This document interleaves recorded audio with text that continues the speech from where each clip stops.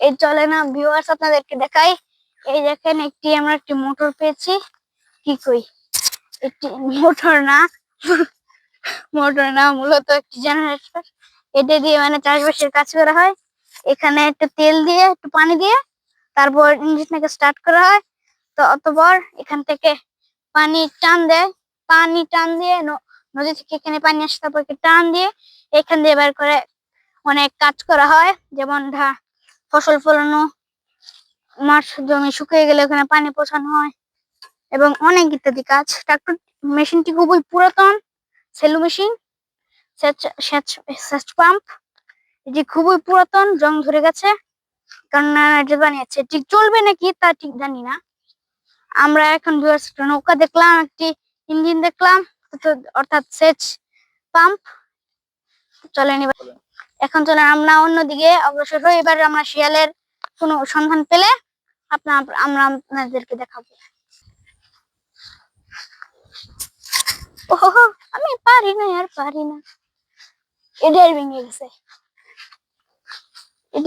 ঢেল ভেঙে গেছে এবং এটি বড় অনেক বড় গাছ। এটার আগায় অনেক পাখির বাসা আছে ভিউয়ার্স, এবং এটিতে খুব দেখেন ভিউয়ার্স, গাছটি খুবই বড় এবং কিছু কিছু ডালপালা ভাঙা, যেমন ওই সামনে দেখতে পাচ্ছেন।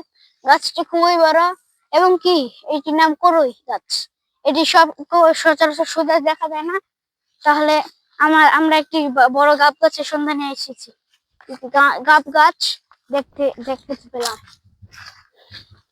এই গাব গাছটিতে মূলত অনেক গাব হয়েছে, কিন্তু পাকেনি এখনো। এখন এই গাছগুলো পাকেনি, ফল ধরেছে। এগুলো যখন পাকবে তখন এসে খাওয়া যাবে। তো এখন ওই গাব গাছটিতে পাকেনি। এই দেখেন গাব গাছটি কিরকম। একটি গাছ থেকে কতগুলো সুন্দর ভাবে ডাল বেরিয়েছে, শাখা প্রশাখায় অনেক বেশি উত্তেজিত আমরা। এখানে কিছু পলি মাটি, এখানে হ্যালো ভিউয়ার্স, এখানে একটি ময়ূরের পাখ পাওয়া গেছে এবং জানি না কিসের পাখ এটা।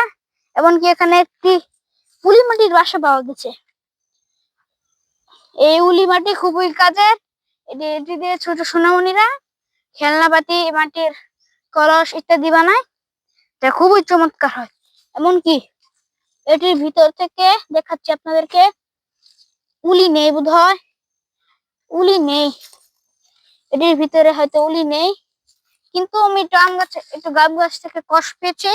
এই কষগুলো থেকে আমাদের ওই গাম বানানো হয়।